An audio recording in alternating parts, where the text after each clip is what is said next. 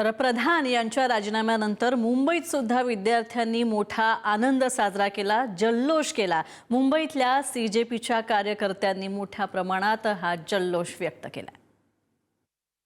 दादा, तुम्ही देखील किती दिवसापासून इथे आंदोलनाला येत होते? मॅम, मी 20 तारखेपासून येत होतो आंदोलनाला आणि मला एक गोष्ट बोलायची आहे की धर्मेंद्र प्रधानांनी यांनी राजीनामा दिलाय खरं, पण राजीनामा ही गोष्ट त्यांनी एक मागणी मान्य केली, दुसरी मान्य केली, आता तिसरी मागणी होती की धर्मेंद्र प्रधान यांचा राजीनामा हवा आहे, पण त्यांनी आता राजीनामा दिला। त्यांनी 2 वाजता ते देणार होते, म्हणजे त्यांची एक चर्चा घडणार होती, त्याच्यानंतर 2 वाजता काहीतरी त्यांनी 2चं टायमिंग दिलेला, तर त्यांनी राजीनामा दिला आता।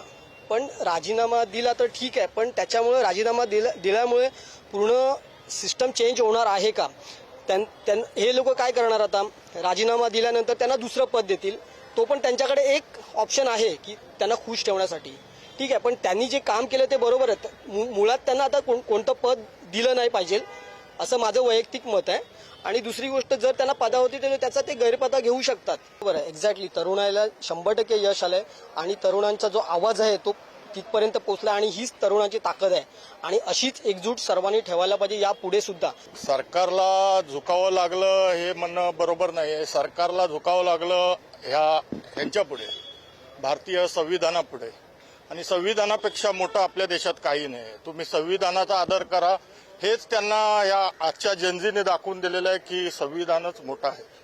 संविधानाच्या समोर कोणीच नाहीये, मग तो राजकारणी असो, मोठा नेता असो, कोणी असो, संविधान हे आमच्यासाठी सर्वात मोठं आहे। भरपूर काही चुकीचं केले सरकारने आपल्या पोरांच्या अगेन्स्ट। आता तुम्ही बघितलं असाल दिल्लीला काय काय झालेत कांड, भरपूर चुकीचं वागते सरकार। आणि आता आज त्यांनी राजीनामा दिला तेवढ्यापर्यंत नाही पाहिजे आपल्याला, ह्याच्या पुढे पण आपला जो जनजीत जसं करतोय तसंच वागायला पाहिजे, बस एवढंच बोलायचं आहे मला। या तरुणांना अखेर यश आले? नक्कीच नक्कीच नक्कीच, ज्याप्रमाणे आज त्यांनी राजीनामा दिला, त्यांनी लेट केलाय पण झालंय, पण आपण जिंकलोय आज खऱ्या अर्थाने। अजून कोणाकोणाचा राजीनामा घेणार आहेत? अजून मला वाटतंय, मी तर बोलते जेवढे ते करप्ट लोक आहेत त्यांचा राजीनामा घेतला पाहिजे, बस। तुमची काय प्रतिक्रिया, काय वाटतं? बराबर बोला, जैसे कि नीट का पेपर जो लीक हुआ था उसमें बहुत सारे हम जैसे स्टूडेंट्स लोग ने बहुत सारे प्रिपरेशन किया था, उस पे गवर्नमेंट को कुछ अपना देखना चाहिए था, जो पेपर लीक हो उसके विषय में।